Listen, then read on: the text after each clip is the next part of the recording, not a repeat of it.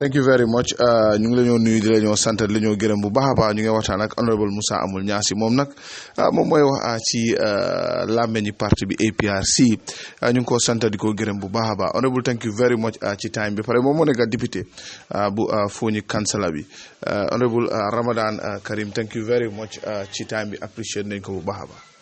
jërëjëf Panderi man it may kontaan lu lool bi nga xamee ne jël nga waxtu pour ñëw ñu am waxtaan nit ki xaw naa gi tuuti may jël opportunity bi pour di nuyu ñëpp ñu ma déglu muy fii mu ci biti di leen ñaanal weeri koori jaama tàmbali nañ ko ci bismillahi rahmaani rahim yal nañ ko jeexal ci alhamdulillahi rabbil alamin bég naa lool pour amaat waxtu pour waxtaan ak askan wi. Honorable, thank you very much. ñu dugg ci waxtaan bi nag honorable obviously people will keep asking when is your party supreme leader Jammeh coming back nekk na li nga xam ne mi ngi suufee ci national discussion bi really is he coming back ndax ñu ne APRC executive bi they just playing games with ñi nga xam ne ñoom ñoo nekk ci grassroots bi that's the support base. jërëjëf Pa laajte bi am na solo comme niñ ko daan waxee ci la ñu delluwaat xam nga niñ ko dee waxee doomi réew rek la mun a nekk former president his excellency Yahya Jammeh ñëwam ci réew mi ci ban anam ak naka la mooy ñëwee ak kañ lay ñëw daf di loo xam ne su ma toogee fii ne dinaa ko mën a leeral maa ngi nax nit ñi waaye lu ma óor mooy ne doomi réew mi la munta nekk doomi benn réew doomi réew yi Gambia rek la mun a doon te moom ci boppam ni mu ko waxee fii la juddu fii la am te fii la mus di am so kon soo ne kooku ndax dina ñëw wala du ñëw man dama ne sooy wax lu leer te nit ñi gëm ne mooy lu am mooy ne réew mi juddoo réew moomu la bus di mun a nekk doomi réew moomu so dina ñëw waaw dina ñëw kañ la ak naka la boobu mënuma see am benn leeral waaye li ma óor mooy ne réewi Gambia mi incha allah président Jammeh dina mus a dellu si réew mi. ok dina mus a dellu si waaye kañ amuleen ba time frame plus xam ne ñu ngi ñëw dugg ci élection ndax dina bokk ci campagne bi. comme ni ma ko waxee si njëlbeen mënuma wax ban waxtu laa mën a dellu si. dina bokk ci campagne time frame bi ci waxtu buñ nekk nii foguma ne waxtu la boo xam ne nit mun naa wax kaddu boo xam ne mooy doon kaddu bu taxaw ndigte commencé guñ dara loo xam ne méngoo na ak campagne so su demee ba nga xam ne ñu ngi waaj pour dugga si loo xam ne mooy kaddu campagne bi ak naka la mooy mën a demee si jamono boobu la ñoo mën a wax li nga xam ne mooy lu taxaw. ok ñu ñëw nag gën a xuus honorable APRC as a political party. kan ak kan ngeen nekk di waxtaanal because all kind of rumors mi ngi ci town bi ne APRC ñu ngi waxtaan ak président Barrow ñu ngi waxtaan ak GDC ñu ngi waxtaan ak UDP who are you guys really talking to ndax yéen a ngi wax with everybody. wax boobu yàgg na te ba tey la gën a am doole sax bi nga xam ne élection baa ngi jege si. ne APRC jaay nañ seen parti bi président Barrow APRC jaay nañ seen executive bi jaay nañ parti bi président Barrow loolu moo xam naa fu mu ne nii ñi ko doon wax ñoom si seen bopp xam nañ ne waxi tuumal la rek waaye amuñ fenn foo xam ne foofu lañ sukkandiku wax ko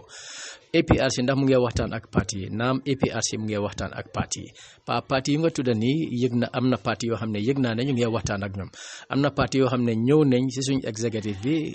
suñ parti leader bi pay a courtesy call waaye loolu méngoowut ak waxtaan ak ñun pour ne léegi dañ bëgg a ñu jàppoo comme elections or whatsoever waaw so loolu nag ñaari yëf la yoo xam ne dañ ko war a leeral ñu ñëw pour waxtaan ak suñ jiiti parti bi ak executive am bi nuyu ko yëgal ko seen taxawaay ak yëgal ko li nga xam ne moom la ñoo mébét loolu utee na ak parti ñëw ne dama bëgg a ñu tàmbali waxtaan pour seet 2021 December 4 naka la ñoo mun a bokkee gaal pour ñu dem si élection bi so boobu tamit nekk na loo xam ne waxtaan bi soo ko gisee doo mën a conclure ne ñu ngi waxtaan because ku nekk yaa ngi def sa own analysis yaa ngi xelaatal sa boppa yow soo waree ànd ak nit si yan jéego ngeen war a ànda si yan nangutoo ngeen war a ànda soo àggaguñ fi nga xam ne war nañoo génn si toog ne léegi teg leen si table bi ñu teg si table bi ñu won leen ñun lii lañ am yéen tamit ngeen won lan ngeen am ñu waxtaan ba d'accord àggaguñ si stage boobu waaye nag pour ñëw di seet ndax possibility bi dina mën a nekk pour ñu waxtaan pour mën a nekk benn comme December 4 2021 waaw loolu moom tàmbali na waaye nag waxtaan bi demagut in detail. ndax all these parties bu NPP GDC ak UDP yéen a ngi ñëw nañ ci yéen. yaa yëg na NPP yëg na GDC si wàllu naka la ñoo mën a nekkee benn comme December 4th presidential election yëg naa ñooñu waaye bu UDP yëgaguma ko dégg naa rumo mun naa am because executive bi dafa rëy su issue ñëwee ñu meeting d'accord dañ dee am ñoo xam ne ñoom lañ dee taana jox leen responsibility pour handle a specific task so su fekkee ne bu UDP bi am na man su ma laa wax lu leer yëguma ko waaw su ma laa wax lu leer yëguma ko. ndax ñu ne waaye yéen as a parti APRC approche yu leen kenn gars yi ñëw di la ñoo approche di la ñoo jaay li nga xam ne mooy ñoom seen ideas. su ma laa wax dëgg yëguma fu APRC toogee si meeting ñu ne ma ne nañ dem fekki parti sangam ñu seet naka la ñu mën a waxtaanee ñoom diisoo ak ñoom pour seet naka la ñoo mën a nekkee benn yëguma bu dee loolu am na tamit yëguma ko waaye ne nit ñi comme ni ma ko waxee approche nañ ñu loolu am na waaye loolu tamit like xëj na ñoom dañ feel at this material time ne benn APRC mun hot cake la benn ñaareel ñoom dañ feel ne ñoom waruñoo toog ba xaar ku leen fekki ñoom dañ gis ne ñoom dañ war a génn si ñëw commencé fogabunta yi seet ñan kan lañ mën a àndal loolu yëpp mën naa nekk waaye APRC as a party jógagul pour approach benn parti ne ko ne APRC as a party dafa complacent o dafa rëy déedéet demeewut noonu comme lay ku nekk ak ni nga tëralee sa ay programme la ak ni ngay doxalee sa ay programme la so dama bëgg a pour nit ñi xam loolu bu kenn toog di xelaat ne soo gisee APRC defuñ ko xëj na dañ complacent o dañ rëy o whatsoever non APRC party la comme any other party te duñ mos di toog di ekkati mbaga di fil ne ñun dañuy rëy o whatsoever déedéet duñ mos a xelaatee noonu. loo foog ne sa gis-gis moo leen def li nga xam ne moom mooy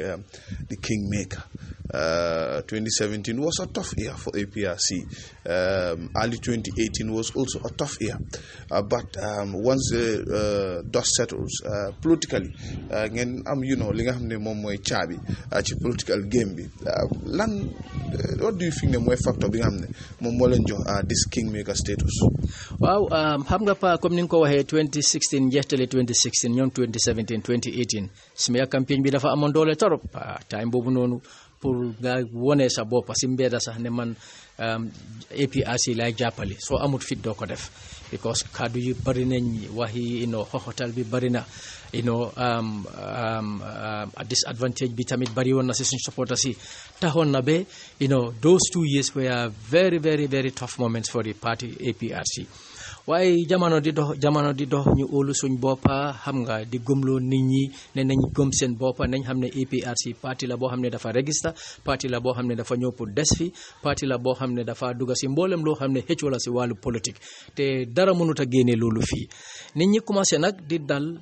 di tey di toppa suñ programme si suñ activités si ak suñ waxtaan yi ñu commencé di réaliser ne yes ndeke ayut pour ànd ak APRC because mooy parti boo xam ne moom lañ gëm ci la nit ñi commencé di dellu siwaat in their numbers te soo ko seetluwee 2017 pa métti woon na su ñun because amuñ woon kattan bi pour mun a contest election nuñ ko war a contester comme di National Assembly election moo tax ñu tànn ay béréb yoo xam ne foofu lañ amoon yaakaar ut alal ba mun a taxawal ay député jox leen tuuti lu gaay mën a wóor di campagne waaye suñ mébét mooy woon contest in all the 53 contested seats waaye mënuñ ko woon a def because nguur gi mu ngi ñu notoon teg ñu doole yëpp bañ pour ñu yëngatu wala sàngal mboolem loo xam ne moo waroon a mën a tax ñu mën a dugga si jëw bi mun a xeex nu ñu war a xeexee mënuñ ko woon a def so loolu bokkoon na si loo xam ne sonaloon nañu torop ñu ñëw 2018 tamit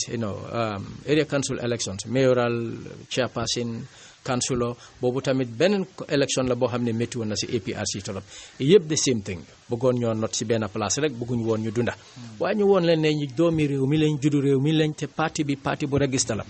yaaxu fi dara loo xam ne war naa mën a tax parti bi dafa mën a dunda so génn ñu gën a yaakaarloo nit ñi loolu tamit doole ñoo dimbale so biñ demee bi nga xam ne commencé nañ di am ay rally di mën a pull crowd nit ñi di gis lu ñoo mën a génnee amut parti bu fi oote rally nga mën a génnee crowd bi APRC génnee ñëpp doole gëm ne dëgga kon APRC ni ñu ko fegee woon demeewut noonu APRC parti la boo xam ne nit daf ko war a bàyyi xel APRC parti la boo xam ne nit dafa war a sàmm ne pour ëllëg nga doon fi dara soo leen amee rek di nga ko mën a doon waaye soo leen bëggee teg leneen mun naa am ëllëg nga soxla leen mu nekk coono si yow so si lañ commencé di build friends ni parti yëpp commencé di ibeeku di bugga pour ñu dugga seen biir because xam nañ kuñ doon so mun naa la wax ne ay activity ak xelaat bu matcha bu national executive bi si njiitali Fabakary Tombong loolu dimbali na parti bi torop ba parti bi doon lim doon tey ba àgga fi mu àggatee ba ñëpp naw ko ba ñëpp gis ne daal kii moom daf di koo xam ne mënuñoo dem bàyyi ko gannaaw. ñu ne the buffer zone rally moo nekkoon maybe the starting of li nga xam ne moom moo xew léegi nii. waaw buffer zone 2017 October 27 mooy woon di turning point pa because maa ngi fàttale ko bu baax a baax pa man nit dama doon koo xam ne nit ki lim def dama ko gërëm sante ko waaye bu defee naka sudut noonu tamit duma ko ŋaaña waaye su ma toog na dinaa wax loo xam ne mooy borom dina ko nangu wala du nangu dina xam ne li ma wax mooy dëgga. buffer zone rally bi October 2017 the target was a 50,000 man rally maa ngi fàttale ko suñ ko waxtaan toujours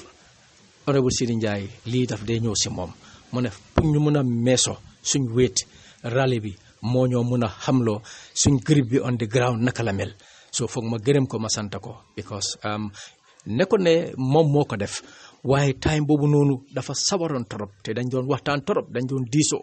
like we were talking day and night ñu ngi move in all directions so play na for a very pivotal role so it's important ma mention ko waaye ñu ngi am jiit boo xam ne the right honorable Fabakary Tombong Jatta comme ni ma ko dee wax is a veteran politician 20 years into politics du caaxaan ba pare 10 years as majority leader and head of business in the parliament loolu du caaxaan so da nga gis ne experience am bi boobu jàppale nañu torop pour ñu mun a def li nga xam ne moom lañ defoon October 2017 depuis boobu la nit ñi xam ne ndeke APRC parti la boo xam ne dañ leen war a bàyyi xel bu baax a baax a baax parce que ñun jógee nañ fa gis nañ coalition bi booba although it was not 100% waaye it was 98% at the time ñu gis gars yi seen rally bi benn mënuñoo indi crowd boo xam ne moom lañ fa indi ñaareel ñoomi neen ñu nekk foofu di wax ku nekk di bugg a hijack crédit bi ñoom ñu fa nekk ñu fa teewe woon ko rek wax ma ñëpp de ñu teewe woon seen rally bu façon bi so from there ñu commencé di gis ne ñii they are about to fall in the ditch suñ capitalize with the grip of the people buñ am rek ñii dinañ leen finish te yàlla dimbale ñu that is exactly what happened from the buffer zone rally ñu dem on a country tour again pour gën a sensitize nit ñi because am na area yoo xam ne suñ fa àggee dañ dee wax ne waa ñoom dañ leen dee wax ne turi APRC sax ku ko tudda lu waa jàppana la so ñu xobal nit ñi ba nga xam ne nit ñi dañ ragaloon waaye suñ tour boobu tamit has added weight to the October rally 2017 rally at the buffer zone so those are all stepping points pa yi tax ba ñu àgga fi ñu àgga nii tey. Honorable ñu ne ndax political landscape nañ ko mën a judge by parliamentary election results yi ak yi nga xam ne moom mooy council election results yi nga xam ne moom moo xew after the 2016 presidential elections dañu ne loolu is not a gauging tool pour measure ground bi right now. wallahi pa ku bëgg a jël loolu géejee ko ne that is the political reality as we speak today yow yaa ngeen nax sa bopp bu baax a baax a baax a baax the political reality the landscape today ak li xew National Assembly 2017 ak local government elections 2018 dafa utee ni guddee bëccëg the narratives are completely different because su fekkoon ne looloo xew kon booba ba léegi mboolem political party boo xam ne political party bu mag la si réew mi tey oote na ay ndaje def na ay rally def na ay yëngu politique ñëpp gis nañ nit ñi dee uyoo so ku toog sa xel màcca si politique nga toog nga def sa analysis di nga war a xam ne li xew 2017 2018 ak li nga xam ne moo xew tey utee na torop dafa utee comme guddee bëccëg du benn loolu is incompatible ku ko bëgg a compare rek yow definitely man question na sa awareness ak sa maturity when it comes to politics. ñu ne APRC will definitely have a candidate come December 4th.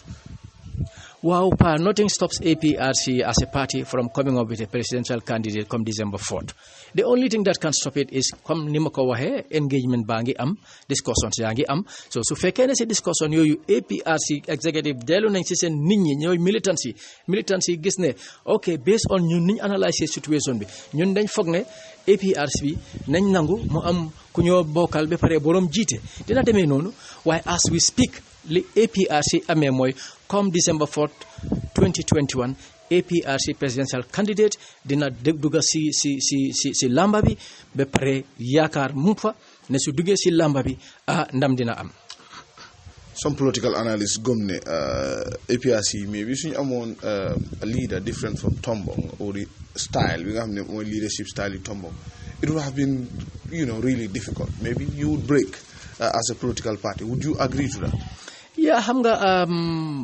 ku nekk ak sa opinion ak sa analysis te for sa analysis saa yoo ko def rek you have basis of saying lu tax you have reasons lu tax nga wax li nga wax, understand nga. waaye xam naa ne Tombong leadership am bi is dynamic su ma wax dëgga because nim dee yóbboo parti bi num dee yóbboo mbiri parti bi moo tax nga bugga ko nga bañ ko di nga nangu ne dëgga jàppale na parti bi because mënoon naa toog tey mu ne moom mooy njiiti parti bi mu toog rek di jël decision on his own waaye it has never ever happened. Man de busuma koo yëg bi issue ñëwee, however contentious the issue is, however urgent it may be, dina oote an emergency executive meeting or in a worst case scenario dina try call ñu mun a am si diggante bi ñu toog ak moom mu won leen li nga xam ne moo nekk ci table bi ñu diisoo ñu meyante xel den mu mun a ñëw jël décision. So loolu daf ko def soo amee njiit bu mel noonu koo xam ne dafa diisoo dafa yëgoon nit ñi lu mooy def definitely soo toogee ne njiit yaam bi jig na parti bi man foog naa ne ku ko wax juumuloo. Well, the executive of the party is intact, APRC, because sometimes I comments from some certain section of the public. Then you would be tempted to ask, is everything okay within the executive? Well, xam nga pa loolu moom kër sa du ñaaka boo demee boo leen toogee kër as a family yaarande foog mu am issues yoo xam ne ku nekk dafa am gis-gisi boppam. waaye loolu wane ne kër googu xaajoo moo fa nekk so li xew si suñ parti bi as APRC dafa war a xew in every party du fekkee ne dëgg mu ngi tegu si parti boobu nu mooy doxee parce que su fekkee ne parti bi amul doxewul si kaddu kenn nit kon parti bi hiarande war naa mun a am ay issues soo xam ne dafa indi confrontation lu nekk physical confrontation boo xam ne doo leen waxtaan si waxtaani xel because lu dee xew si APRC mooy issues ñoo dee ñëw topic moo dee ñëw nga gisee ko ni kala gisee ko nale ñu enter into a very hot debate waaye at the end of the day bés bu ñu dem ba toog all together dañ dee mën a waxtaan ba gis ne waa nii la war a demee te ñëpp dañ dee d'accord ne noonu la war a demee nga gis ni continuer in life so lii xew li nit ñi di waa loolu jotewut ak lu disintegrate party bi is intact. Tombong is in control and the executive is in control of the party. Issues will come up, we will have different views, we will have different opinions, and each of us is entitled to your opinion because Musa suy chair meeting so nit di wax du bëgg ko dog daf dee wax ne nga bàyyi borom wax li mu bëgg a wax then request for the floor mu jox la floor bi soo amee a counter opinion dina la jox the opportunity pour yow tamit nga counter borom lu moo wax so ñuy nañ déglu both sides then from there they'll be able to make an informed decision so nii la ñoo wéyee loolu jotewuta dara parti bi dara disintegrated party bi mu ngi intact and the party leader and the executive is in control of all the decision making process as far as APRC as a party is concerned. Former President Jammeh is in touch with the executive, maanaam ndax mi ngi call regularly ak yu demee ndax mi ngi decide pour stay boram rek bàyyi yéen pour ngeen doxal mbir mi. Yeah, xam nga soo ko seetluwee APRC as a party, the founding father of the party moom la ak ñeneen and then tey soo ko seetluwee si suñ constitution ni party bi he is the supreme leader so it means he have a stake in party bi nu mooy doxee. He have a stake in party bi nu mooy doxee so therefore it's ideal pour saa yuñ war a mën a waxtaanee issue yoo xam ne they are very important issues as far as the party is concerned for moom it ñu sound opinion am dégg nga moom it luy xelaatam lan ay gis-gisam lan la am pour xelal nit ñi then from there Tombong and the executive will take it up because ñoo nekk si ground bi ñoo xam li gën si parti bi ñoo xam loo xam ne mooy lu gën si parti militancy so ñoom at the end of the day ñoom ñooy seet li yóbbu parti bi kanam ak luy gënal parti bi then they will take that decision so consultation man lay dara aayu si waaw pour man gisuma dara lu si aay. Honorable Musa amul Nyassi moom la ñu waxtaanal ñu ne nag Jammeh sa friend la ñu ne kañ la last call. xam nga non loolu moom yàgg na ma waxee ko noonu bi ma gëjee wax moom yàgg na. Yagana 3 months, 4 months, 6 months ago. No, pa yagana da lima geje wa hamom yagana. To be candid, mageje wa hamom yagana. Why the beauty is, like he's in touch with the leadership of the party, and informations are getting through him, and information from us are also getting to him through the party leader. So that's the beauty. Now your information, boy, as the spokesperson of the party, he's happy with the executive. Common information ma jele from the executive na. Wow. From the executive over last waxtane mom that he's happy with the current executive. Wow, to be candid with you, man, my last waxtane ak mom waxut ma anything lo xamne amna any disappointment as far as the party executive is concerned. Suma la was suma digante yalla te lim ma ñaaxa man sa I vividly remember that day. In fact, fogna yo la warona amal interview waaw buma last wax ak mom. So si biir waxtaan bala ñoo da bala mo daanel kaddu won ko ne maa ngi wara am interview ak Pandiri Star FM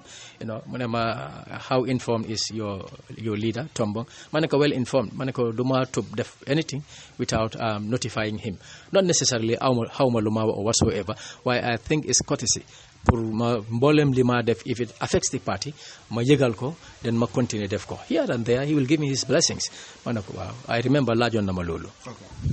ñun ñooy dugg nag ci yow National Assembly member. Realistically am na ñuy pedal the idea of li nga xam ne mooy diaspora voting. Realistically, do you see it happening? xam nga nit bu naa pedal idea pour maybe satisfy 1 or 2 people, but realistically ndax war dina xew. Dëgg la pa issue la woon boo xam ne dama si bëggoon a reserve suma opinion, because soo ko seetluwee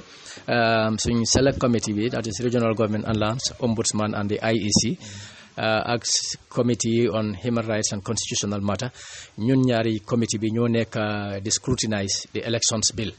And as I'm speaking to you, su fekkee ne suñ yoon bi génn na, Tuesday we will start the nationwide consultation, because we will hold public hearings in all the regions. Nañ commencé Tuesday dañ xaaj ñaar team, am na team bu nekk North Bank am bu nekk LRR. ñu dem CRR North, CRR South, dem daje URR tamit nañ def URR North, URR South, ñu dellu si. Then dinañ def BCC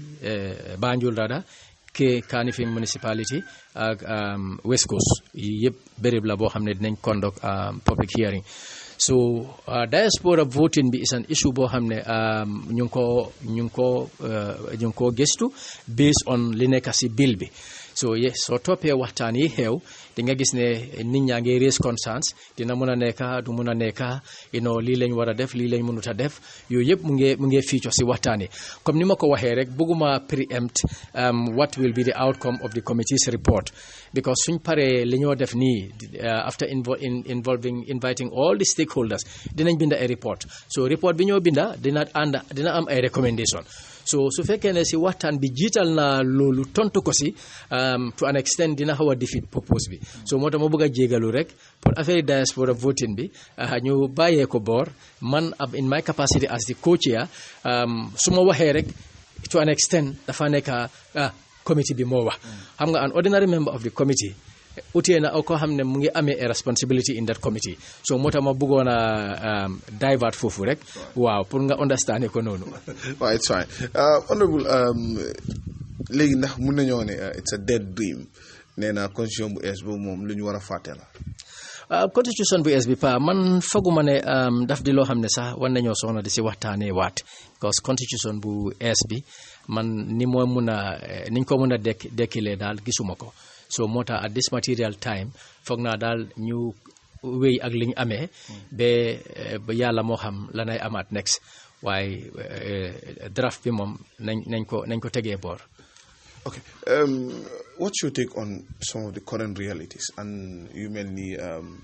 basic food commodities? Gambians yanko joy. What's your take and what do you think the government lañ war a def? And do we have to fault the government 100% for loolu? Waa xam nga pa saa yu citizen bi jooy rek ki war a fomparongo ja mooy nguur gi. So saa yu méttee moom ku war a taxaw mu yombal ko mooy nguur gi. So moo tax su fekkee ne nit ñi taxaw nañ di fault government bi, they have all rights pour fault government bi ne ñoom ñoo jëlu seen ay matuwaay. Understand nga, because ñoom ñoo fa nekkal askan bi. So su fekkee ne ñoo fa nekkal askan bi di tawat,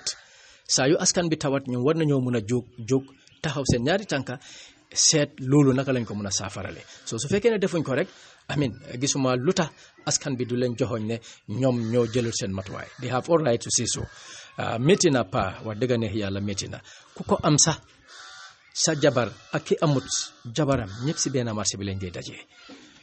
su fekkee ne sa jabar nekk na borom xel su jógee si marché bi su ñëwee foog mu am lum la tawatal te su la ko tawatalee rek yow su fekkee ne yow sa boppa deret mooy daw sa yaram bi te am nga yërmande definitely di nga ko fiilal koo xam ne dafa néew doole torop lu nekk ci réew mi dafa métti torop ci wàllu dunda especially duñ ko dee jëmale ci benn waxtu lu dul weeri koor li moo tax ku fi nekkoon His Excellency président Jammeh daan jóg di jàppali ñu néew doole ñi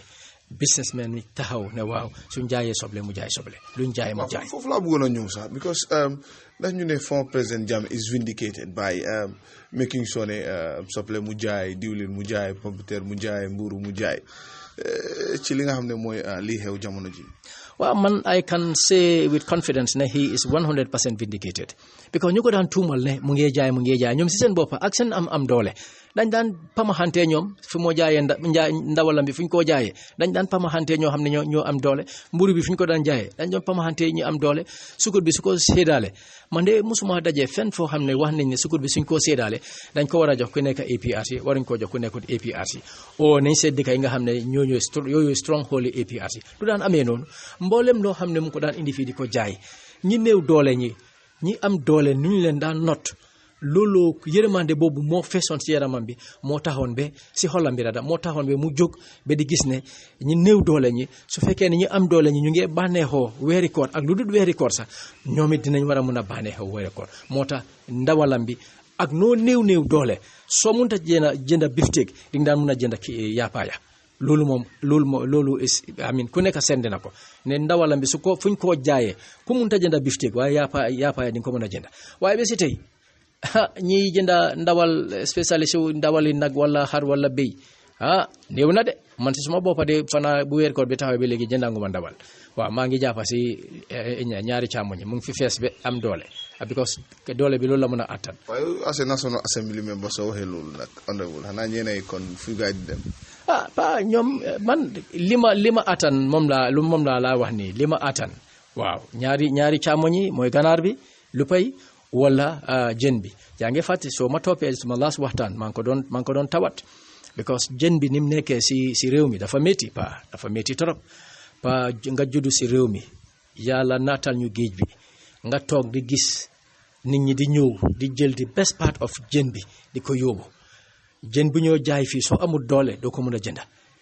jën bu gën a baax jën bu gën a quality ñu ngi ko indi di ko yóbbu si turi lan agreement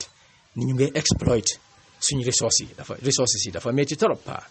suñu ressources yi niñ ko exploité dafa métti because nangutoo Gambia ak Sénégal waaw Sénégal mun nañoo mën a nappa si géeji Gambia waaye Gambia tamit mun nañoo nappa si géeji Sénégal Gambia dafa amul benn gaal la amul naka la Gambia di mun a nappee si ndoxi Sénégal so moo tax ma ne is a win-lose situation nga seet Chinese yi fii nga seet EU bi ñoom ñëpp ñu ngi si suñ ndox yi di jàpp nu mu leen neexee di yóbbu dafa métti dafa métti trop. Do you feel government they expose Gambians to the will and mercy of some of these foreign businessmen? 100% loolu duñ ko maslaha sax loolooy lu xew noonu la demee because nguur gi suñ jëloon seen matuwaay lii xew du mun a xew am na yoo xam ne war nañ koo mën a saafaral waaye it's like xëj na to an extent mu ngi yomba ak ñoom so tax na ba keyawuñ bu baax ndax askan bi tamit mu ngi yomba ak ñoom wala mu ngi méttee ñoom waaw soo ko seetluwee daal noonu la nekk di demee waaye dëgg war nañoo mën a jël seen matuwaay pour coono bi nga xam ne moom la askan bi nekkee coono bi mën a wàññeeku dëgg la mënuñ koo def free at all waaye nag war nañ koo mën a peeg foo xam ne nit ñi tamit ak noo néew doole di nga mën a yëngatu 1 2 3 yow tamit at least in a week or two nga mën a jot si jën bi fi mu gën a baaxee nga mën a jot si ndawal bi fu mu gën a baaxee ciment bi seetal ciment bi fu mu ne nii am na ku ma wax sax Jah Oil also mu ngi jaayee a bag of cement at $315 ñaata nit a mën a jënd ciment $315 per bag ciment ni mu skyrocketee sax doo ko dee mën a imagine you cannot imagine naka la ciment bi tobee rek àgga fi mu àgga nii. Honorable, when it comes to gauging the performance of this government, once upon a time, people were sympathetic. Nilen may time. Do you think that right now people should at least gauge the performance of this government when it comes to development, security, agriculture, academy? Because so next election is 7 months down the line. Then at the end of the day, lumuna possible, war nga ko muna xama. Waaw pa fu mu nekk ni nit ñi war nañoo mën a analyse. In fact, nit ñi doon nañoo analyse bu yàgga. Because xam nga people are always making reference to 2 years of the junta as military officers, having some civilians working in their midst. Development projects yi gars yi mën a implement ba tax nit ñi am yaakaar ñu ne ñu dem fekki président Jammeh State House ñu ne ko futeekul sànnil uniforme bi resignal ñu sànnil la kata nga taxaw dafa am lim def pa ci diiri ñaari at dafa am lim def. The opposite juróomi at ñu ngi am the opportunity ñu ngi am the international community, the will of the international community, the sympathy from the international community, support boo xelaat from the international community ñëw na fi li gaa yi am si xaalis si ñeneenti at ba ñëw dugga si juróomi at bi ci turin dimbal mun naa laa wax ne almost 10 to 15 years of President Jammeh amu ko si diggante ñeneenti at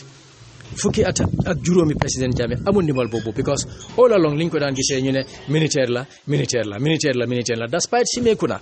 ñu saanil ko karta mu gagné si civilian as a civilian yet still ñu ne militaire la jikko amul lu ñu waxut. So du fekkee ne nguur gi tamit comme like they are development oriented si biir ñeneenti at yii nii ak ndimbal bi gaa yi jotoon a am ci loxo international community bi pa leneen lañ doon wax tey yokkute yi fi président Jammeh bàyyi woon konoon dañ doon gis yokkute di jëm kanam waaye du nekk di continuer projets yi nga xam ne yooyu la fi commencé o yi nga xam ne yooyu nekkoon si pipeline bi immediately after election mu war koo implement ñu ñëw di continuer projet yooyu di ko ndamoo. Do you think that this government joxuñ maybe APRC and Jammeh enough credit? Waa soo ko seetluwee man de dégganguma foo xam ne toog na ñu appreciate loolu li nga xam ne loolu la fi président Jammeh ak APRC def man gisuma ko dégganguma ko daal waaw fu ñu toog appreciate li mu fi def dégganguma ko because ñëpp réeré wuñ mbir ne bi mu fee nekka there was 100% security taay bu la neex ngaa dox fu la neex ngaa dox te dara du la tiital doo ragal dara understand nga te si wàllu agriculture bañ na ba mu ne moom mooy di champion farmer leading by example. holiday bi fan la Kanilaay ci tool yi mujjanteel bi fan lañ ko daan déggee Sappo loolu yëpp pour ñaax Gambien yi ne nañ dellu si tool yi ñu béy parce que ñun ñoo war a amee suñ dunda ñu mun a contrôle market bi waaye su fekkee ne suñ dunda bi si biti laa jógee duñ mun a contrôle market bi te su boobaa duñ mun a déterminer li nga xam ne moom lañ ñoo jaayee lu ñooy dundee booba nit ñi gisuñ ko waaye tey foog naa ku nekk mi ngi gis fu mu doon wéyee ci wàllu faj bi. ci jamonoom gis nañ priority bi mu joxoon lopitaan yi bañoon na ko ba Edward Francis Small Teaching Hospital amul waxtu dem foofu xaaji guddi sax dina dem any time of the day any time of the night dina dem mu amoon ite lool pour gis ne faj bi ci réew mi fii lu nit ñi di génn di dem faju ci biti dina wàññeeku bu baax a baax loolu yëpp lu ko iteloo woon la te ci jamonoom néew na nga dem lopitaan nga ne tey dañ ma prescribal ma dem jënd si pharmacie bi just like ni mooy xeewee ni is prescription now pour nga dem pharmacie is very rampant that was not the order of the day su ñoo wax dëgg because ñëpp fii lañ nekkoon ñëpp gisoon deroon nañ ko man li ma gënal mooy président Jammeh lu mu fi def nguur gi def li ko ëppa because man maa ngi fi dëkka so buñ yombalee yëpp mbooleem lu mu fa def ñoom buñ defoon li ko ëppa man loolu suma kontaante la suma jëm kanam la ak mbooleem ku fi dëkkee waaye bu fekkee ne defuñ ko nag ma noppee ko wala ñu noppee ko loolu dimbalewut leen because loolu du leen yóbbu. That's the beauty about having an opposition, to provide checks and balances, to criticize constructively. But do MC criticism, but you have ideas. And that is how we go about it. So ñun nak lolu mom duñ ci musa joggé dinañ ci sax suñ défé lu nga xamné andut ak yoon dinañ ko ngaña té duñ am ci ngaña way nañ leen xelal way bés buñ fa def lo xamné luy indi jamala luy indi yokuté luy indi jëm kanam la su leen nit ñi taacul taguñ leen man dina bokk ci ño xamné dina leen taga té dina leen taacul. Honorable, what are some of your demands pour liggéey ak yéen ñeneen ñi gëm ne demand number one buy jógee ci yéen mooy nekk guarantee président Jammeh safe return ñu ne lan moo nekk seen demands yi pour anybody ki nga xam ne bugga naa liggéey ak yéen. waaw pa xam nga fu mu nekk nii lu ci réew mi kenn umpalewu ko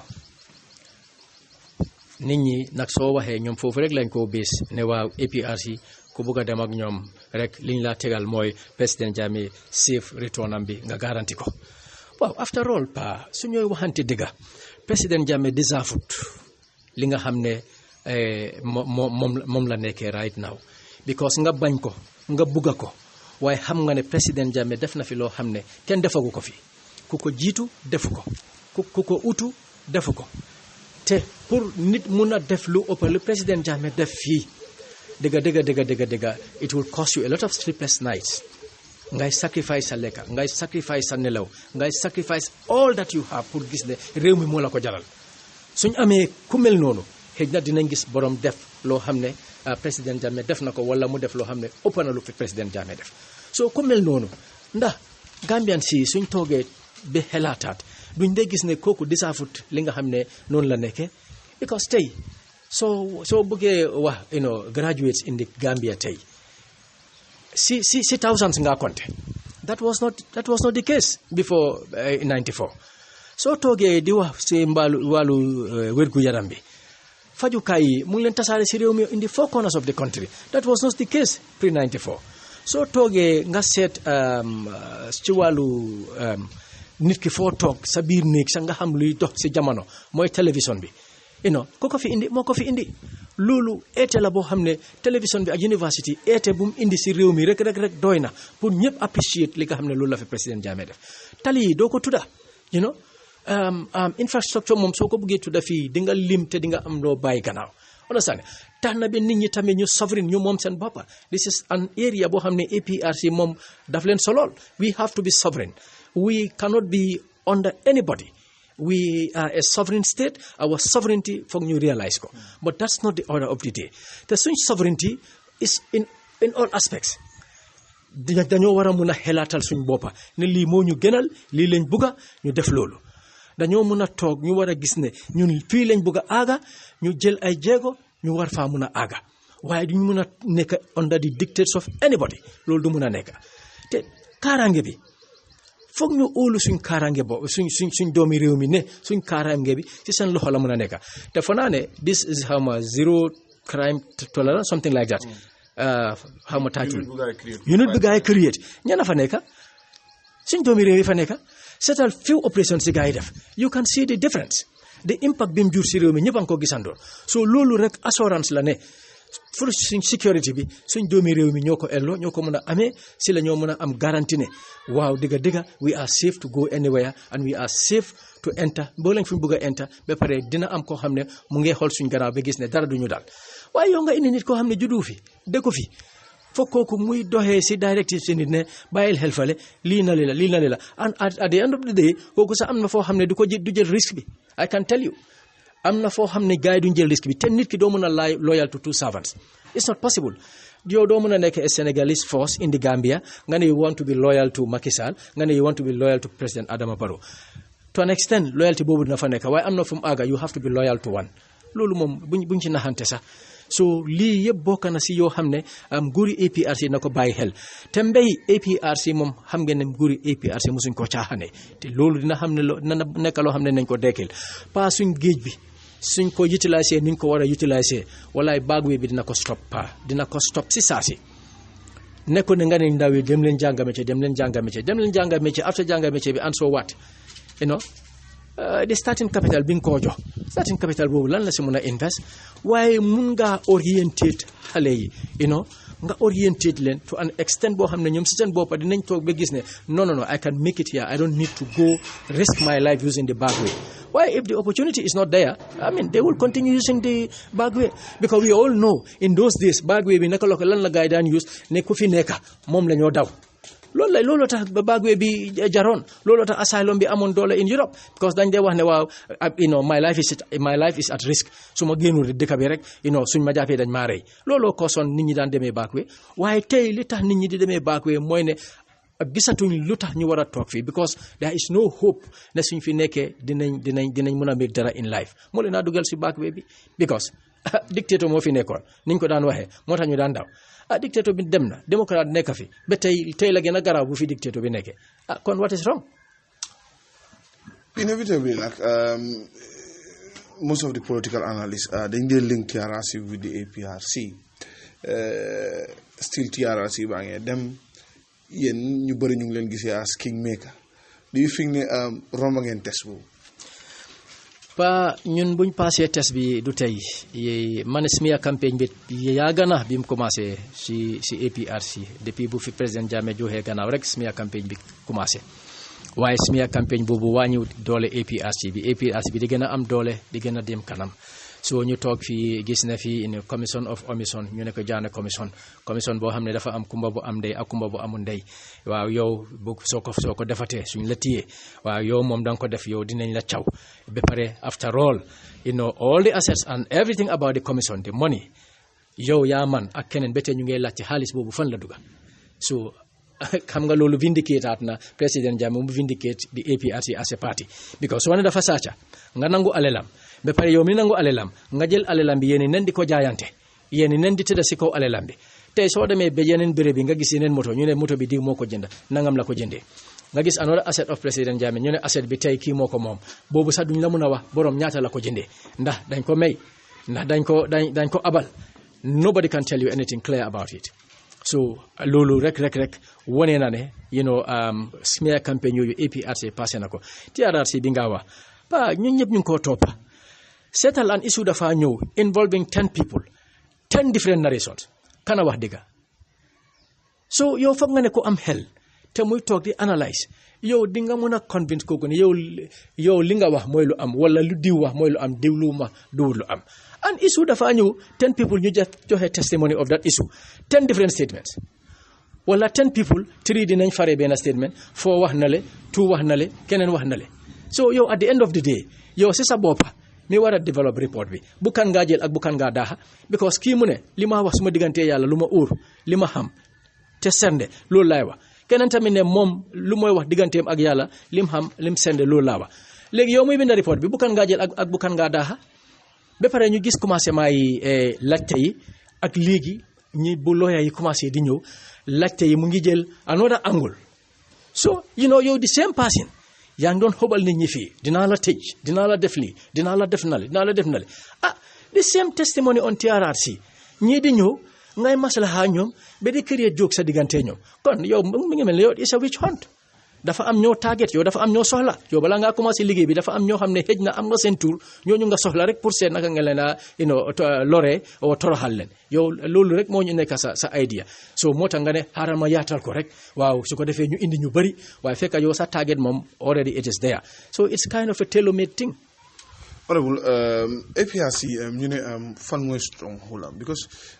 yow fooñi nga jógee député fooñi nga sax ñu ne fooñi soo xoolee vote bariwut compared to yeneen regions ñu ne kon fan la doole APRC nekk.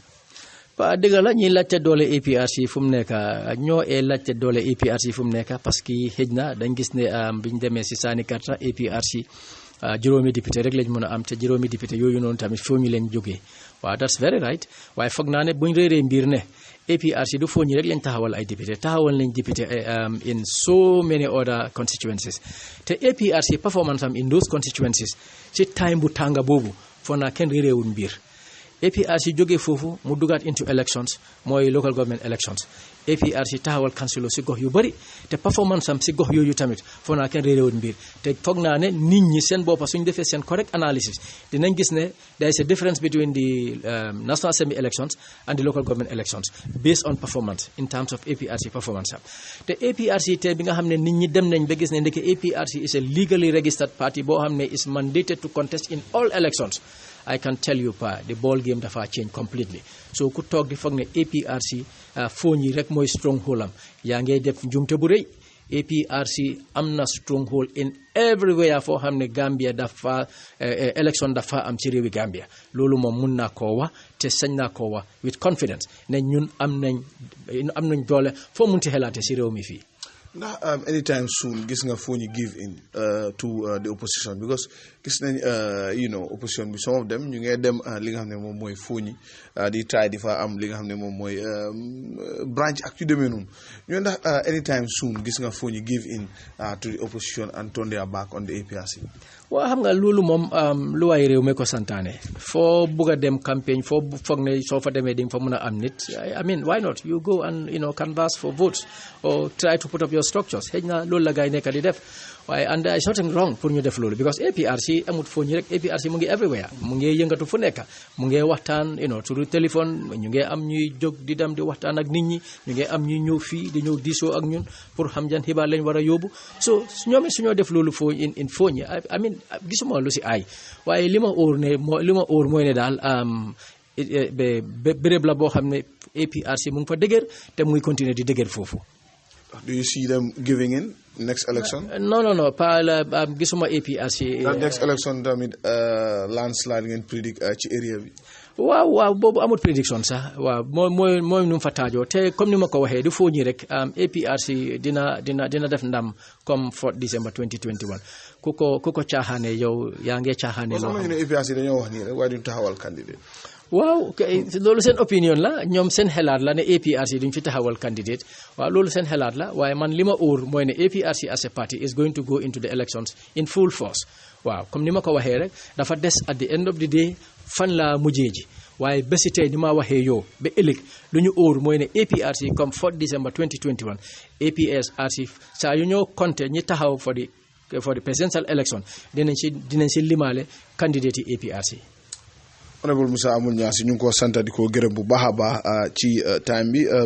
Honorable thank you very much appreciate nañ ko bu baax a baax final rek loo am pour dénku doomi Gambia and appreciate nañ ko bu baax a baax time bi it's in the holy month of Ramadan it's always difficult to get hold of someone but thank you very much ci time bi. waaw mbégte la parce que looloo tax ñu teg ñu si place bi nga xam ne moom lañ amee nii dañu teg ci place bi yaakaar ñu ne saa yu nit ñi soxla pour am ak ñoom waxtaan war nañoo mën a avail suñu boppa pour ñu amal leen waxtaan so loolu en la boo xam ne dañ ko nangoo enu so buñ ko nangoo enu rek kon warut a jafe pour ñu war a mun a am ak nit ñi waxtaan King FM sax ñu ngi ma doon taraay bëggoon a am ak man waxtaan tey waaye ñoom time biñ ma ci jagleel moo ma feebawut moo tax mënutoon a nekka so waaye wax naa leen ne dinañ taraayaat beneen yoon ba seet ne liñ bugg a am pour ñu am man waxtaan dinaa mun a am ak ñoom waxtaan gannaaw si loolu maa ngi gërëm ñëpp di sant ñëpp géej naa génn waxtaan because du dara tiis bi la woon moo taxoon ma reserve suma boppa si media interview and stuff like that waaye nag noonu la ko yàlla terale te dinaa gërëm ñëpp rawatina yow because yaa tax ba ñu bari yëg ne suma soxna jiitu na kon maa ngi laa gërëm di la santa di gërëm rajo bi di sant rajo bi ak ñi nga xam ne ñooy liggéey si rajo bi ak borom rajo bi maa ngi leen a gërëm di leen sant bu baax a baax gannaaw si loolu maa ngi gërëm di sant ñi nga xam ne ñoo ma dee déglu waaye ñu ma si dee gën a gërëm mooy ñi nga xam ne dañ maa déglu ba pare yokkal ma xel ne ma lii ni nga ko waxee noonu nga ko war a waxee lii waxee nga ko noonu waaye ñun man si suma gis-gis dama foog ne juum nga nii ak nii parce que doomi aadama mutut doomi aadama nii rek nga mën a doon te yow sooy wax ñu laa déglu ñoo la ëpp xel so maa ngi gërëm ñi nga xam ne ñoom it dañ ma dee defal loolu gannaaw si loolu maa ngi gërëm suma njiit bi di tombong di si nuyuwaale suñ supreme leader bi si weeri koor bi di ko naan Ramadan Karim te maa ngi naan Gambian bi yëpp fu waaye munti nekk mooy si réew mi fii mooy si biti maa ngi naan Ramadan Karim si ñëpp. Finally, like, how are you holding up? It's not easy really pour